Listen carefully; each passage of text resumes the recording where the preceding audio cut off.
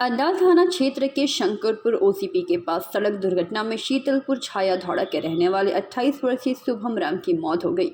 घटना के संबंध में छोरा ग्राम पंचायत के प्रधान रामचरित्र पासवान ने कहा कि करीब 8 बजे शुभम राम शीतलपुर से सिदुली की ओर जा रहा था। उसी वक्त सिदुली से शीतलपुर की ओर से एक बालू ट्रक आ रही थी। अचानक बालू ट्रक अनियंत्रित होकर मोटरसाइकिल से आ रही शुभम राम से सीधी भिड़ंत हो गई, जिससे वह ट्रक के नीचे आ गया, जहां ट्रक के नीचे आने के कारण शुभम की मौत हो गई। घटना की जानकारी मिलते ही बनबहाल फाणी की पुलिस घटनास्थल पर पहुंच गई और शव को अपने कब्जे में कर पोस्टमार्टम के लिए भेज दिया। पुलिस को ट्रक के नीचे से शव निकालने में क्रेन बुलाना पड़ा। क्रेन आने के बाद शव को ट्रक के नीचे से निकाला गया। देखिए, शीतलपुर से होकर के सिदली जा रहा था। लड़का का नाम शुभम था, मोटरसाइकिल से था। उधर से बालू गाड़ी आया, इसको पर चढ़ा दिया। अभी ये कंडीशन है। बॉडी हम लोग रिकवरी करके थाना पुलिस को दे रहे हैं। उसका फैमिली को जानकारी हम लोग दे रहे हैं। इसका पोस्टमार्टम से लेकर जो भी प्रोसेस है हम लोग प्रशासन को लेकर तो वहाँ का जो लोकल है उससे लेकर के बातचीत करें। इस रोड में एक्सीडेंट आए दिन होती रहती है। उस पर ये रोड में तो एक्सीडेंट इसलिए होता है कि एक ही तो रोड है, वो भी सिंगल पोजीशन में। डबल रोड होने से डबल क्रॉसिंग होता है, लेकिन सिंगल रोड है वगैरह चलता है। मेरा नाम रामचरित्र पासवान। अंडाल से मंथन पासवान की रिपोर्ट, पीवीटीवी न्यूज। बुधवार की सुबह बांकुड़ा सदर थाना अंतर्गत केसिया कुल के हनुमान मंदिर के निकट पिस्तौल देखे जाने पर लोगों में हलचल मच गई, जिसकी सूचना पुलिस को दी गई। पुलिस ने घटनास्थल पर पहुंचकर पिस्तौल को कब्जे में कर लिया। घटना के अनुसार मंगलवार की दोपहर केसिया कोल के निकट बाइक पर सवार बदमाशों के द्वारा कार पर जा रहे लोगों पर अंधाधुंध गोलियां चलाने के दौरान 3 लोग गंभीर रूप से घायल हो गए थे, जिन्हें अस्पताल में इलाज के लिए भर्ती किया गया था। दिन दहाड़े इस प्रकार की हुई आपराधिक घटना को लेकर इलाके में उत्तेजना एवं आतंक का वातावरण व्याप्त है। पुलिस भी घटना की जांच में जुट चुकी है, किंतु अभी तक कोई सुराग हाथ नहीं लगा। बुधवार की सुबह इलाके के लोगों की नजर कीचड़ में पड़े पिस्तौल जैसी चीज देखे जाने पर पुलिस को खबर दी गई। पुलिस घटनास्थल पर पहुंचकर पिस्तौल जैसी चीज को बरामद कर ली। हालांकि बांकुड़ा सदर थाना पुलिस के द्वारा घटना से जुड़े किसी भी प्रकार के आपराधिक कार्य में इस्तेमाल पिस्तौल या अन्य कोई चीज पाए जाने की पुष्टि नहीं की गई है। নজরে পড়লো আমি ইয়ে নিতেছিলাম, মুড়ি কিনতেছিলাম। মুড়ি কিনতেছে, মুড়ি নিয়ে যখন বেরোচ্ছি তখন আমার চোখে পড়ে গেছে। এই যে পড়ে আছে একটা রিভলভার পড়ে আছে, আর্মস পড়ে আছে। তারপরে কি তারপরে একে ফোন করেছি, থানাকে বলেছি এনাকে বলেছি এসআই ইয়ে সিংহকে, বিশ্বরূপ সিংহকে বলেছি।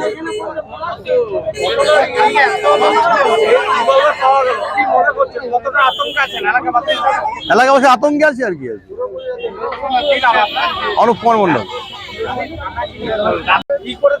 নজরে পড়লো আমি ইয়ে নিতেছিলাম, মুড়ি কিনতেছিলাম।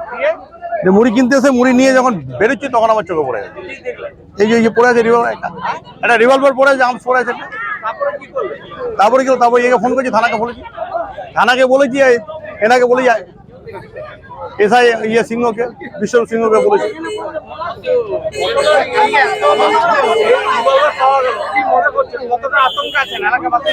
এলাকাবাসী আতঙ্কে আছে আর কি আছে। অনুপ কুমার মন্ডল। নজরে পড়লো আমি ইয়ে নিতেছিলাম, মুড়ি কিনতেছিলাম। মুড়ি কিনতেছে, মুড়ি নিয়ে যখন বেরোচ্ছি তখন আমার চোখে পড়ে গেছে। এই যে পড়ে আছে একটা রিভলভার পড়ে আছে, আর্মস পড়ে আছে। তারপরে কি তারপরে একে ফোন করেছি, থানাকে বলেছি এনাকে বলেছি এসআই ইয়ে সিংহকে, বিশ্বরূপ সিংহকে বলেছি।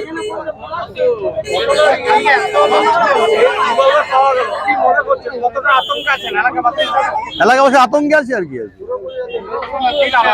অনুপ কুমার মন্ডল। बांकुड़ा से अनूप राय की रिपोर्ट, पीवीटीवी न्यूज।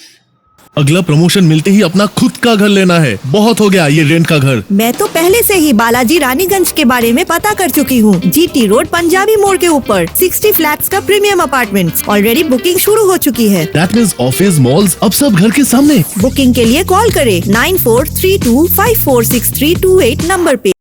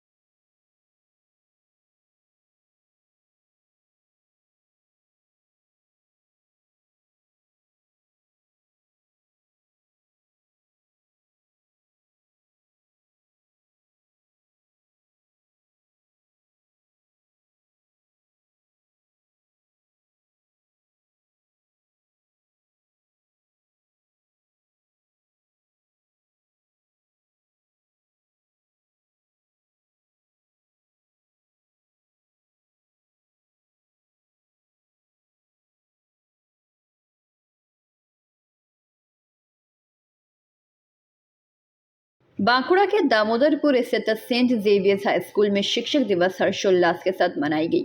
विद्यालय के निदेशक रंजीत सिंह एवं प्राचार्य सौरभ कुंडू ने कार्यक्रम का शुभारंभ किया।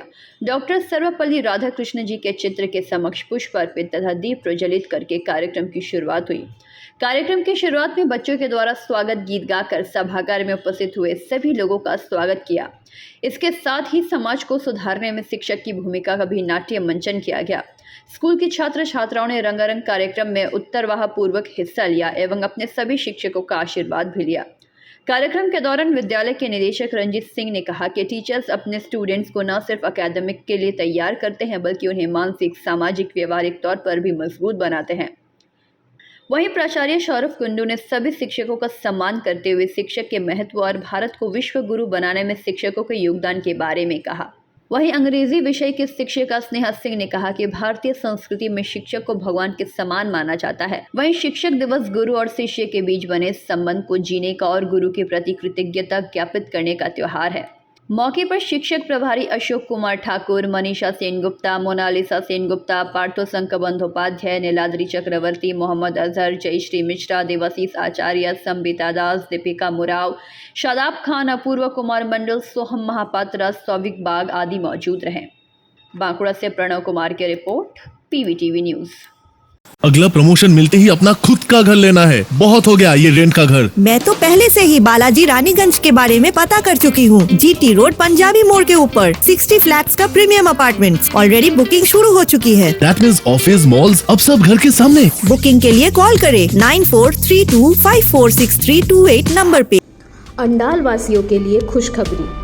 अंडाल के हरिपुर बाजार में श्रीमती रेडीमेड क्लॉथ स्टोर आप सभी के लिए लाया है बेस्ट कलेक्शंस, वो भी डिस्काउंट प्राइस के साथ। श्रीमती क्लॉथ स्टोर साड़ी के सभी वैरायटी, सूटिंग, शर्टिंग, बाबा suit, frock suit, Naira dress, jeans pant, T shirt, lehenga, Punjabi और ब्लेजर के सबसे बेहतरीन कलेक्शंस आपको यहीं मिलेंगे। तो फिर देर किस बात की है, जल्दी आएँ और अपनी पसंद के सारे collection one stop shop Shrimati readymade cloth store में पाएँ। हमारा फ़ोन नंबर है 9434383692 एवं 9734236096। आसनसोल के पुलिस उपायुक्त दुर्गापुर, पुलिस आयुक्त कुमार गौतम और एसीपी दुर्गापुर तथागत पांडे ने दुर्गापुर महकमा अदालत की सुरक्षा को लेकर दुर्गापुर महकमा अदालत के अतिरिक्त जिला न्यायाधीश द्वितीय यस्मीन बेगम के साथ बैठक की। आसनसोल दुर्गापुर पुलिस कमिश्नरेट के उपायुक्त कुमार गौतम ने कहा कि सब डिविजनल कोर्ट की सुरक्षा पर चर्चा की गई है। सुरक्षा को बेहतर बनाने के मुद्दे पर भी चर्चा हुई है। हाल ही में बांकुड़ा कोर्ट से कार से लौटते वक्त गोली मारी गई एक घटना सामने आई है। सूत्रों ने बताया कि तब से राज्य के सभी अदालत परिसरों में सुरक्षा बढ़ाने पर चर्चा चल रही है। सीसीटीवी कैमरों में भी निगरानी मजबूत की जा रही है। आसनसोल दुर्गापुर पुलिस कमिश्नरेट ने दुर्गापुर में भी सुरक्षा बढ़ाने के प्रयास शुरू कर दिए हैं।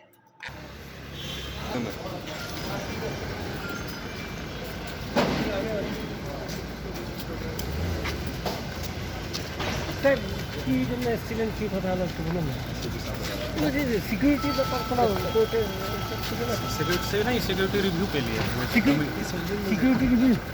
कोर्ट की सिक्योरिटी रिव्यू के लिए एक मीटिंग थी एडी साहब की अध्यक्षता में, उसमें हम लोग आए थे। क्या क्या क्या वो हम लोग उसको रिव्यू किए हैं, उसको हम फिर देखेंगे क्या क्या इसमें मेजर्स लिया जाए।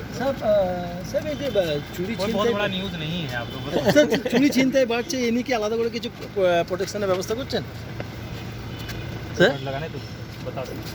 লাগালে কি করে বলবেন? চুরির ঘটনা যেটা বাড়ছে চুরি, এখন ছিনতাই, ওটা দিকে কি নজরদারি বাড়ানো হচ্ছে? পুজো দুর্গাপুর नज़रदारी बढ़ाई जा रही है। हम लोग उसको रिव्यू कर रहे हैं कहाँ कहाँ पे लैक है, उसको हम लोग फुलफिल करेंगे और जो भी कमी है उसको देख करके हम लोग पुलिसिंग को उसको मेजर्स को बढ़ा रहे हैं। यदि आप लोगों को भी कुछ खबर है तो हम लोग को बताइए। স্যার বলছি বিভিন্ন জায়গায় যে সিসিটিভি ক্যামেরাগুলো যেগুলো লাগানো রয়েছে, বেশ কিছু ক্যামেরা খারাপ হয়ে পড়ে রয়েছে, সেগুলো কি মেরামতির কোনো সিদ্ধান্ত নেবেন? যে কোম্পানি वो तो हमारा बराबर रिव्यू होता है, वो कैमरा हमारे लेवल से कहाँ कहाँ खराब है उसको फिर हम लोग ठीक करवाते हैं। और यदि कहीं आप लोगों को कोई खबर है तो आप लोग भी बताया कि ঠিক ঠিক थैंक यू। दुर्गापुर से निमाय दास की रिपोर्ट, पीवीटीवी न्यूज़।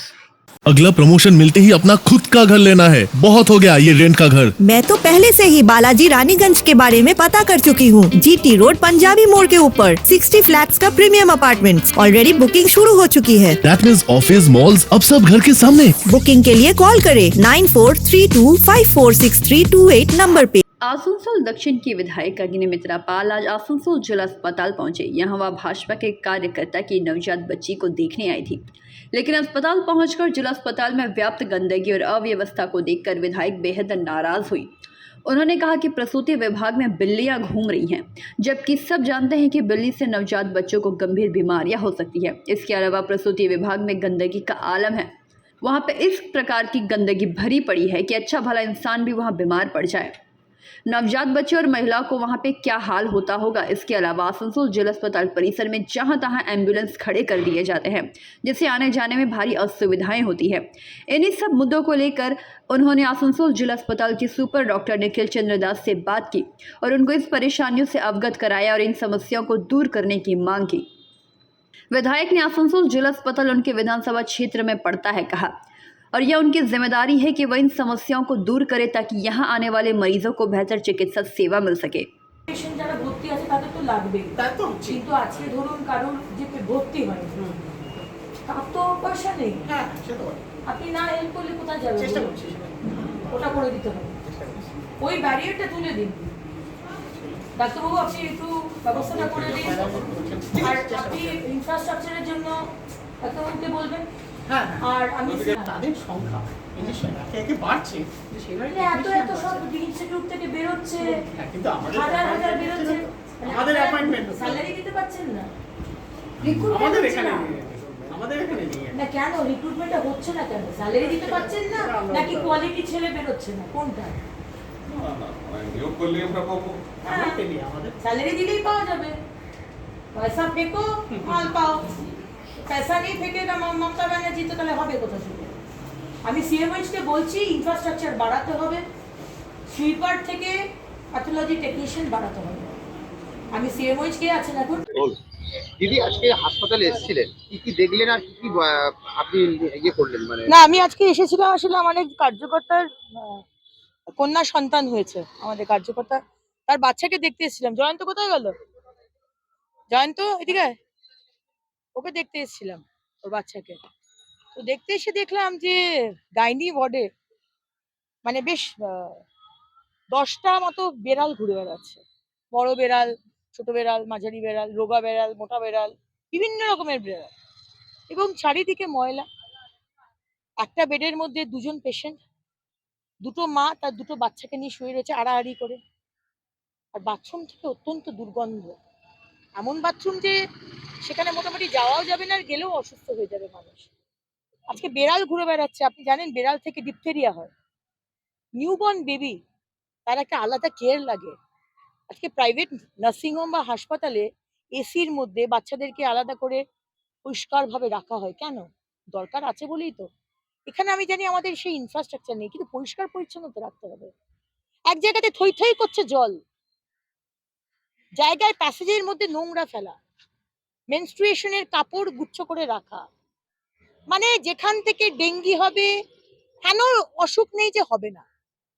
রাস্তার মধ্যে যেখানে গাড়ি দাঁড় করাবার কথা নয় সেখানে অ্যাম্বুলেন্স দাঁড়িয়ে রয়েছে, তার আলাদা পার্কিং আছে, কিন্তু সেই পার্কিং এ গাড়ি লাগাইনি, রাস্তায় দাঁড় করিয়ে রেখে দিয়েছে।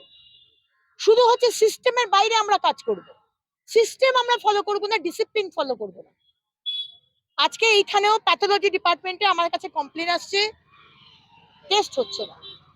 আমি ডাক্তারবাবুকে বলেছি, ডাক্তারবাবু বলেন ইনডোর যারা পেশেন্ট ভর্তি আছে তাদের টেস্ট হয়। কেন বাইরের কেন হবে না? বাইরে তো করতে হবে, কারণ সরকারি হাসপাতাল তো গরিব মানুষের জন্য, সাধারণ মানুষের জন্য। তারা টেস্ট করতে কি কোনো বড় বড় ডায়াগনস্টিক সেন্টারে যাবে? তাদের তো সে সামর্থ্য নেই, আপনাকে এখানে দিতে হবে। তাই প্রতিটা বিষয়ে নেট যে রেজাল্টে এসে দাঁড়ালো সেটা হচ্ছে এদের কাছে ইনফ্রাস্ট্রাকচার নেই। সুইপার, একটা সুইপার সে সারাদিনে কত শিফটে কাজ করবে আর কতগুলো কাজ করবে? রিক্রুটমেন্ট কেন হচ্ছে না? প্যাথোলজি ডিপার্টমেন্ট টেকনিশিয়ান নেই, কেন রিক্রুটমেন্ট হচ্ছে না? আজকে প্রতিটা ডিপার্টমেন্টে লোক কম, রিক্রুটমেন্ট হচ্ছে না। মমতা সরকার তো বলেছিলেন 99% কাজ ওনার হয়ে গেছে মন্ত্রী হওয়া মুখ্যমন্ত্রী হওয়ার পরে। তাহলে এগুলো কি হচ্ছে? আর কোটি কোটি টাকা আপনার সরকার এদিকে ওদিকে খরচা করছে, খেলাতে, মেলাতে, কার্নিভেলে। আর সাধারণ মানুষের জন্য দুটো সুপার রিক্রুটমেন্ট করার আপনাদের সেই ক্ষমতা নেই। প্যাথোলজিতে যাতে প্রত্যেকটা গরিব মানুষের টেস্ট হয় তার জন্য আপনি টেকনিশিয়ান রিক্রুট করতে পারবেন না। প্রতিটা কলেজ থেকে হাজারে হাজারে প্রতি বছর ছেলে মেয়েরা বেরোচ্ছে, তাদেরকে চাকরি দিচ্ছেন না কেন? কেন আজকে নোংরা পড়ে থাকবে? কেন আমাদের প্রাইভেট হাসপাতালের মতো কেন আমাদের সরকারি হাসপাতাল হতে পারে না? আমার এই দাবি, আমি সেই কথাই বলে এসেছি। সুপারকে আমি 7 দিন বাদে আবার আসবো, প্রতি 7 দিন বাদ এসে আমি এখানে কিন্তু ঘুরপাক খাবো, আমি এখানে দেখবো, তদারকি করবো যে ঠিক মতো চলছে কিনা, ওষুধ ঠিক মতো। आसनसोल से बीजू मंडल की रिपोर्ट, पीवीटीवी न्यूज़। आसनसोल के मेयर विधान उपाध्याय आज अपनी टीम के साथ बर्नपुर रोड इलाके के दौरे पर निकले। यहां पर उन्होंने निकासी व्यवस्था और साफ सफाई का जायजा लिया और स्थानीय दुकानदारों को हिदायत दी कि वो अपनी दुकान का कचरा सड़कों पर या फिर सामने की नालियों पर ना फेंके। पत्रकारों से विधान उपाध्याय ने बात करते कहा कि बारिश के मौसम में निकासी व्यवस्था पर काफ़ी असर पड़ता है, खासकर जब लोगों द्वारा गंदगी सड़कों पर या नालियों पर फेंकी जाती है तो गंदा पानी सड़कों पर आ जाता है, जिससे लोगों को परेशानियां होती है।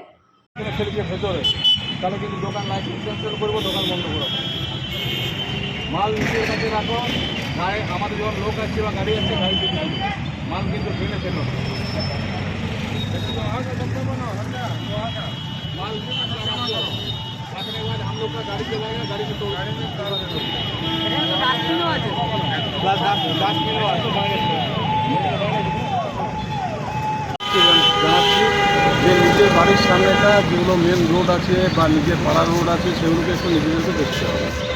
সেটা আমরা আজকে বানপুর রোডটা আজকে দেখছি, মানে আমরা বিশেষত এসেছি এখানে 8 ঘন্টাতে জল দাঁড়িয়েছে, ওই জায়গাটা দেখবো এবং আমরা যেটা ব্রিজটার মেন রয়েছে সেই ব্রিজটা দেখবো কীভাবে জলটাকে আউট করবো। এই যে দীর্ঘদিন ধরে এই যে মানে আবর্জনাগুলো পড়ে রয়েছে রোডের মধ্যে, এই নিয়ে করে আপনারা কী ব্যবস্থা নিচ্ছেন? কী ব্যবস্থা নিচ্ছি এখন তো দোকানদারগুলোকে সবকে বললাম, তো এরপর আমরা ফার্স্টবার সরিয়ে দেবো আমরা নিজেরা, তারপর কিন্তু যেখানে পড়ে থাকবে সেখানে কিন্তু আমরা যে দোকানের সামনে থাকবে দোকানে কিন্তু আমরা आसनसोल से बीजू मंडल की रिपोर्ट, पीवीटीवी न्यूज़। आसनसोल की विशेष सीबीआई अदालत ने आज ईडी की याचिका को मंजूर करते हुए मवेशी तस्करी मामले को दिल्ली के राउत एवेन्यू अदालत में स्थानांतरित कर दिया। 2 पन्नों के एक ऑर्डर में आसनसोल की विशेष सीबीआई अदालत के जज राजेश चक्रवर्ती ने यह ऑर्डर पास किया और कहा कि ईडी द्वारा इस याचिका को मंजूर किया जाता है। हालांकि इस ऑर्डर के खिलाफ उच्च अदालत में अपील की जा रही है। हालांकि इस ऑर्डर के खिलाफ उच्च अदालत में अपील की जा सकती है। इस मामले में पब्लिक प्रोसिक्यूटर सोमनाथ चट्टोराज ने कहा कि आज आसनसोल की विशेष सीबीआई अदालत द्वारा ईडी की याचिका को मंजूर की गई है और मामले को दिल्ली से राउत एवेन्यू अदालत में स्थानांतरित किया गया। उन्होंने कहा कि जज द्वारा जो ऑर्डर दिया गया है उसकी पूरी तरह से पढ़ने के बाद ही वह आगे की कार्रवाई तय करेंगे। हालांकि उन्होंने कहा कि मवेशी तस्करी को दिल्ली की अदालत में स्थानांतरित किए जाने से इस मामले के ट्रायल में काफ़ी असुविधाएं आएंगी। আজকে যেটা হলো, ইডি যে অ্যাপ্লিকেশন করেছিল 44(1)(c), আপনারা জানেন লাস্ট 2 দিন জজ সাহেব যে প্রশ্ন করেছিলেন যে আপনারা অথরিটি দেখান, আজকে ওনার একটা নোটিফিকেশন দেখিয়েছেন। এরপর আমাদের পক্ষ থেকে আমাদের বক্তব্য রাখা হয়েছিল, দিয়ে দুপক্ষকে শোনার পর জজ সাহেব মামলাটা দিল্লি রোজ এভিনিউ কোর্টে ট্রান্সফার করছে, রাদার কমিট করেছে এবং 11/9 মধ্যে এই রেকর্ডটাকে কমিট করার অর্ডার দিয়েছে। আপনাদের পরবর্তী পদক্ষেপ কি হবে? পরবর্তী পদক্ষেপ আমি জাস্ট যা দেখলাম একটা বিস্তৃত 2 পাতার অর্ডার, আমরা অর্ডারটা মাইনিউটলি পড়ে তারপর ডিসাইড করব। উচ্চ আদালতে যাবেন বলে ঠিক করেছেন? সম্ভাবনা তো অবশ্যই, মানে ওটা তো রাইট আমাদের। মানে উচ্চ আদালত যাচ্ছেন এখন অর্ডারটা 2 পাতার, আমি বললাম বিস্তৃত অর্ডারটা দেখে তার প্রোস কনস সেগুলো বিচার করে ডিসাইড করব। তাহলে কি গরু পাচার কাণ্ডের এই মামলা যদি দিল্লিতে চলে যায় কি কি অসুবিধা হতে পারে? এই অসুবিধা কার রেসপেক্টে? মানে যেমন কোনো সাক্ষী রয়েছে, এত ফার্দার যদি কেউ অ্যারেস্ট হলো তাহলে কি হবে? অসুবিধা কমন সেন্সের ব্যাপার। অসুবিধা হবে মানে ধরুন এখানকার অ্যাকিউজ যারা আছে বা পশ্চিমবঙ্গে যারা অ্যাকিউজ আছে, যারা উইটনেস আছে, প্রসিকিউটিং এজেন্সি আছে, সবাইকে ট্রাভেল করতে হবে ওখানে। অসুবিধা বলতে এটাই, এত লার্জ নাম্বার অফ উইটনেসেস, তাদেরকেও সাক্ষী দিতে যেতে হবে দিল্লি। এরকম কি আগেও হয়েছে? আগে হয়েছে মানে আইনের ম্যান্ডেট এটাই, আইনের যেটা ম্যান্ডেট এটাই, আমাদের বক্তব্য একটাই ছিল, এটা নিয়ে কোনো ডিসপুট নাই যে 44(1)(c) অনুযায়ী ইডির কোর্ট ট্রায়াল করবে দুটো, কিন্তু স্টেজ কোনটা ট্রায়াল, এখন তো অ্যাকর্ডিং টু সিবিআই এটা তো এখন ইনভেস্টিগেশন চলছে। এই তারপরে দুদিন হিয়ারিং হওয়ার পরে জজ সাহেব আজকে ওনার রায় দিয়েছেন এবং তাতে বলেছেন যে প্রভিশন যখন পারমিট করছে ট্রান্সফারের ব্যাপারে, সুতরাং সেখানে আমি অর্ডার দিলাম রেকর্ড ট্রান্সফার টু PLM এ Delhi Rouse court as per 2005 gazette notification government of India, ministry of finance, revenue department, তাদের একটা গেজেট নোটিফিকেশন হয়েছিল ডিউ টু মানি লন্ডারিং কেসে এনফোর্সমেন্ট ডাইরেক্টরকে ইম্পাওয়ার দিয়েছিল যে তারা as per provision of prevention of money laundering act they will do the act as per provision, আইনে যেটা আছে মানি লন্ডারিং এ তা সম্পূর্ণ এম্পাওয়ার দিয়েছে। সিবিআই যদি কাউকে অ্যারেস্ট করে বা কাউকে যদি সাক্ষী হয় তাদের কিন্তু তাহলে দিল্লিতে নিয়ে যেতে হবে, তাদেরকে দিল্লিতে হবে, কারণ এখানে তো আর এই কেস থাকবে না, সেই মর্মে রেকর্ড ট্রান্সফার হয়ে গেছে। এই কেসে যদি কেউ অ্যারেস্ট হয় they will produce before the PLM এ রোজ এভিনিউ। তাহলে এখানে যে 500টা সাক্ষী করা হয়েছে তাদেরও তো কষ্ট করে যেতে হবে, তাহলে না 500টা না সেক্ষেত্রে এই ক্ষেত্রে 500টা সাক্ষী সিবিআই করেছে, কিন্তু আমাদের তো দেখা যেতে পারে আমরা মানি ট্রেল যেখান থেকে শুরু হচ্ছে সেখান থেকে আমরা কিন্তু আমাদের ইনভেস্টিগেশন এবং সেই মর্মে আমরা যখন চার্জশিট দিই তখন সেখানে মানি ট্রেল যেখানে যেখানে হয়েছে, যে ব্যাংকে ট্রানজ্যাকশন হয়েছে সেগুলো আমাদের উইটনেস হয়। অনলি ফর সিবিআই চার্জশিট বা সিবিআই এফআইআর এর ভিত্তিতে আমাদের কিন্তু কেস স্টার্ট হবে। সিবিআই কি মামলা আর করবে না? সিবিআই এই মামলা দিল্লিতে করবে, এটা আলাদা প্রসিডিং হবে, দুটো মামলা রোজ এভিনিউ কোর্টে সিবিআইও করবে, ইডিও করবে। সিবিআই এখানে আর কোনো মামলা করবে না? এখানে এই মামলা আর সিবিআই এখতিয়ার থাকছে না, আজকের অর্ডার যেহেতু ট্রান্সফারের জন্য হয়েছে। শোনা যাচ্ছে যে অনুব্রত মণ্ডলের আইনজীবীরা যারা রয়েছে তারা হাইকোর্টে যাবে, সে যেতেই পারে, এটা তো কোনো ইয়ে নেই, যে কোনো অর্ডার এগেंस्ट যে কেউ যেতে। आसनसोल से बीजू मंडल की रिपोर्ट, PVTV न्यूज़। काजोड़ा एरिया के मधुसूदनपुर कोयलरी में एरिया के पे स्लिप और वेतन की पे स्लिप अलग अलग देने की मांग पर श्रमिक संगठनों ने प्रदर्शन किया। आंदोलन का नेतृत्व कर रहे KKSC के शाखा सचिव सुदर्शन सिंह, BMS के सीमांतो चैटर्जी और CMS एटक के चंद्रभान सिंह ने बताया कि एरिया और वेतन एक ही साथ भुगतान किए जा रहे हैं। कोई पे स्लिप एरिया का मिल नहीं रहा, इसीलिए एरिया का बिल बनाने में प्रबंधन गलत सलत कर रही है। इस वेतन का पे स्लिप जब तक अलग अलग नहीं मिल जाता हम श्रमिक आंदोलनरत रहेंगे। आंदोलन के 2 घंटे बाद कोयलरी प्रबंधन के आश्वासन के बाद ही आंदोलन समाप्त हुआ। बंद करने का मजबूरी हो गया। अभी जो हम लोग का NCW 11 का एरियर दिया गया और उसके साथ वेतन भी मैच कर दिया गया, तो काफ़ी हम लोग को समझने में प्रॉब्लम आ रहा है। मैनेजमेंट का कहना है कि नहीं ये सही है, तो मेरा कहने का मतलब कि ये सही है तो हमको बताइए कि सही है। हम ऑफिस में क्लर्क से जाके कल बात किया, क्लर्क भी बढ़िया से ढंग से समझाने नहीं सक रहा, तो हमारे अकाउंट ऑफिसर भी बतलाएं, लेकिन फिर भी मैं उनसे संपूर्ण नहीं हुआ। आम मजदूर पूरे काफ़ी विक्षोभ में है, इसलिए विक्षोभ में है कि उनका पैसा पता नहीं चल रहा कि मेरा वेतन कहाँ है। अगर इतना एरियर है तो मेरा वेतन कहाँ है? तो हम लोग का आज डिमांड यही था कि एरियर का सीट अलग करें ताकि हम लोग को भ्रमित में ना रहना पड़े, हम लोग को समझ में आए कि मेरा इतना एरियर मिला, ये कारण मेन था। प्रशासन इस पे क्या? कोल इंडिया का पेमेंट पर जो आपको 11वां वेज बोर्ड का जो एरिया देने का बात है फुल पेमेंट, वो तो कोल इंडिया मैनेजमेंट ने तो फुल पेमेंट कर दिया है, मगर मजदूरों का भ्रम फैला हुआ कि हम लोग को बहुत गलती हुआ है। और शायद बहुत जगह ऐसा हो भी हो रहा है, क्योंकि सब अपना अपना फेसबुक पर कोई आपका पे स्लिप छोड़ रहा है, कोई अपना अपना बड़े फाइनेंस या अकाउंट ऑफिसर चेक कर रहा है, जिसमें वो देख रहा है बेसिक के साथ जोड़ के 23 महीने का जो हिसाब आता है उसमें बहुत जो सीनियर है उसको कम मिल रहा है, जूनियर जो है उसको ज़्यादा मिल रहा है। एक तो क्षोभ मजदूर का अंदर में आ रहा है, जिसके मतलब पूरा कोल इंडिया भर में आपको विक्षोभ समारोह प्रदर्शन हो रहा है। तो इसीलिए हमारे भी यहाँ पर काजोड़ एरिया पड़ोस को लिस्ट में हम लोग सब ज्वाइंट एक्शन कमेटी बना के हम लोग इस आंदोलन में जुड़े हुए हैं, क्योंकि मजदूर का आंदोलन हम लोग कर रहे हैं, इस लोग को पीछे नहीं छोड़ते थे, इसीलिए आंदोलन में जुड़ा हुआ है। तो जब तक हमारे PM साहब आए हम लोग के पास, ये बोला है अकाउंट ऑफिसर आने के बाद वो भी अपना कुछ सुझाव देगा कि क्या गलती है, क्या ये है, उसका सुधार करके फिर नया तरफ से आपको पे स्लिप मजदूर को बांटा जाएगा, पेमेंट का पे स्लिप अलग और एरियर का पे स्लिप अलग, सब अपना अपना ये करके हिसाब करके दिया जाएगा। तब हम लोग को आश्वासन दिए। हाँ, पे स्लिप में दिक्कत है, बहुत आदमी का गड़बड़ है कि सबको सुधार करके ऑडिट हो, जो भी हो, क्लियरनेस हम लोग को चाहिए मजदूरों के हिसाब मंथली हुआ। जब 23 महीने का जो आपको एरियर है वो एरियर 23 महीने के हिसाब ठीक से दे, जो इस महीने का जो तनख्वाह था ये था पेमेंट। अंडाल से मंथन पासवान की रिपोर्ट, पीवीटीवी न्यूज़। भारतीय मार्क्सवादी कम्युनिस्ट पार्टी रानीगंज एरिया की ओर से रानीगंज के चीनकोठी मोड़ से एक प्रतिवाद रैली निकाली गई। प्रतिवाद रैली ने इलाके की परिक्रमा कर हुसैन नगर मोड़ पहुंचकर विरोध पथ सभा कर एतवारी मोड़ पर अपनी मांगों को सामने रखते हुए प्रदर्शन जताया। पथ सभा के दौरान एरिया कमेटी के सदस्यों ने राज्य सरकार एवं केंद्र सरकार के खिलाफ प्रदर्शन किया और उनकी नीतियों को जन विरोधी करार देते हुए बढ़ती महंगाई, बढ़ते डीजल, पेट्रोल और गैस की कीमत और सरकारी संस्थाओं के निजीकरण जैसे और भी कई मुद्दों को सामने रखते हुए जोरदार प्रदर्शन जताया और इन सभी नीतियों को जल्द से जल्द रद्द करने और महंगाई कम करने की मांग की। प्रदर्शन के दौरान मुख्य रूप से रुनु दत्ता, दिव्येंदु मुखर्जी, हेमंत प्रभाकर, सुप्रियो रॉय, कृष्णा दास गुप्ता, मनोजीत बोस, मागाराम बावरी, गौरव ढल्लो और प्रदीप दास समेत समस्त कार्यकर्ता और समर्थकगण उपस्थित रहे। इसी प्रतिवाद को पालन करने के लिए हम लोग सीपीआईएम रानीगंज एरिया कमेटी की तरफ से आज हम लोग रैली एवं प्रतिवाद सभा किए हैं। आज आप लोग जानते हैं कि देश और हमारा मुल्क किस संकट से गुजर रहा है। अदानी अंबानी के लिए, चंद धन्ना सेठों के लिए देश की सरकार मोदी के नेतृत्व में हिंदुस्तान की नेशनलाइज संपत्ति रेल, सेल, भेल, बैंक, बीमा को बेच रही है।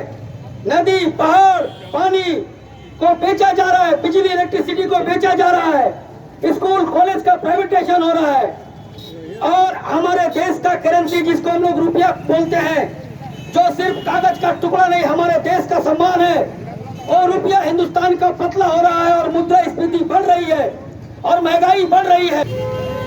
আমরা প্রচার আন্দোলন প্রচারের কর্মসূচি গ্রহণ করেছি। আমাদের গোটা রানীগঞ্জে, গোটা পশ্চিম বর্ধমান জেলায়, সারা পশ্চিম বাংলাতে এই দাবিগুলো নিয়ে আমাদের কর্মসূচি প্রতিদিন হচ্ছে। আগামীকালও আরো কর্মসূচি হবে।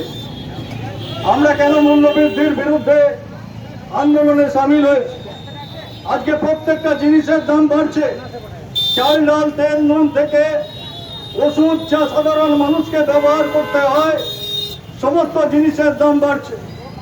অন্যদিকে আপনারা জানেন যে কেন্দ্রের যে মোদী সরকার, সেই মোদী সরকার জ্বালানি তেলের দাম বাড়িয়ে দিয়েছে, পেট্রোল ডিজেলের দাম বাড়িয়েছে, কেরোসিনের দাম বাড়িয়েছে আর অনেক টাকা গ্যাসের দাম বাড়ানোর পর 5 রাজ্যের নির্বাচনের মুখে দাঁড়িয়ে যখন ওরা বুঝে গিয়েছে যে মানুষ ওদেরকে প্রত্যাখ্যান করছে, কর্ণাটকের মানুষ ওদেরকে হারিয়ে দিয়েছে, সেখানে পরিবর্তন হয়েছে।